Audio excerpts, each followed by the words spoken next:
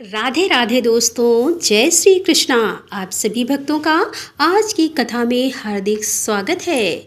भगवान श्री कृष्ण और श्रीमती राधा रानी की कृपा सदैव आप पर और आपके समस्त परिवार पर बनी रहे। दोस्तों, आज आप सुनेंगे माघ मास की कथा का 12वां अध्याय। आज माघ मास की सटतिला एकादशी है, तो मेरी तरफ से आप सभी को सटतिला एकादशी व्रत की हार्दिक शुभकामनाएं। भगवान श्री हरि विष्णु और माँ लक्ष्मी की कृपा सदैव हम सभी पर बनी रहे। इसी प्रार्थना के साथ आज की कथा का प्रारंभ करते हैं। लोमस ऋषि कहने लगे कि जिस पिशाच को देवदूती ने मुक्त किया वह पहले द्रविड़ नगर में चित्र नाम वाला राजा था। वह बड़ा सूरवीर, सत्यपरायण तथा पुरोहित को आगे करके यज्ञ आदि करता था।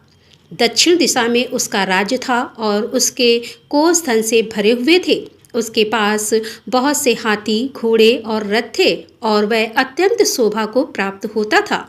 बहुत सी स्त्रियों के साथ क्रीड़ा करता था और अनेक यज्ञ भी उसने किए थे। वह नित्य अतिथियों की पूजा करता था और शस्त्र विद्या में निपुण भी था।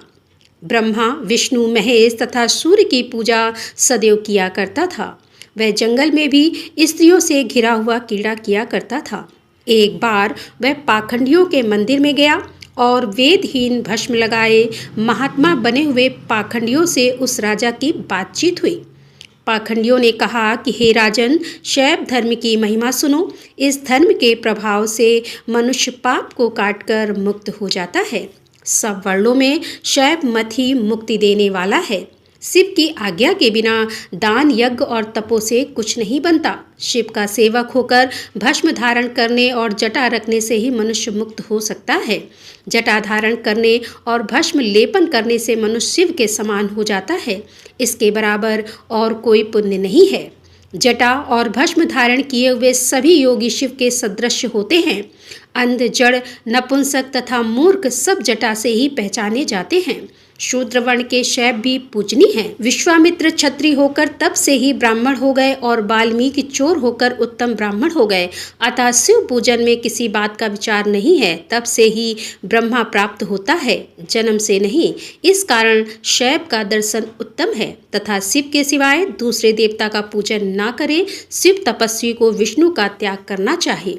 विष्णु की मूर्ति का पूजन नहीं करना चाहिए। विष्णु के दर्शन से शिव का द्रोह उत्पन्न होता है और शिव के द्रोह से रवादी नरक मिलते हैं। इसी से भवसागर से पार होने के लिए विष्णु का नाम भी नहीं लेना चाहिए।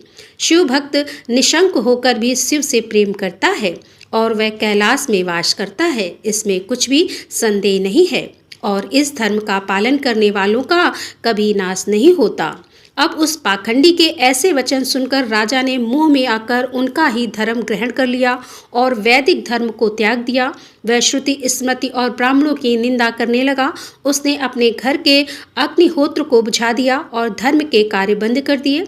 विष्णु की निंदा और वैष्णव से द्वेष करने लगा और बोला, कहाँ है विष्णु, कहाँ देखा जाता है, कहाँ रहता है, किसने देखा है। और जो लोग नारायण का भजन करते थे उनको दुख देता था। पांड्यों का मत ग्रहण करके राजा वेद, वैदिक धर्म, व्रत और दान और दानी को भी नहीं मानता था। अन्याय से दंड देता। वह कामी राजा सदा स्त्रियों के समूह से घिरा रहता और क्रोध से भरा रहता। गुरु तथा पुरोहितों के वचनों को भी नहीं मानता था। पाखंडियों पर विश्वास करता हुआ उनको गांव, हाथी, घोड़े और स्वर्ण आदि दान देता था। उनके सब कार्यकर्ता भस्म धारण करते और मस्तक पर जटा भी रखता था। और जो कोई विष्णु का नाम लेता उसको मृत्यु का दंड दिया जाएगा। यह ढिंढोरा उसने पिटवा दिया। उसके भय से ब्राह्मणों तथा वैष्णवों ने उस देश को ही छोड़ दिया और दूसरे देशों में चले गए। सारे देशवासी केवल नदी के जल से जीते थे। जीविका से दुखी होकर वृक्ष आदि नहीं लगाते थे और ना ही खेती बाड़ी करते थे। प्रजा अन्न के अभाव से गला सड़ा अन्न भी खा लेती थी। आचार, विचार, अग्नि क्रिया सबको छोड़कर काल रूप की तरह वह राजा शासन करता था।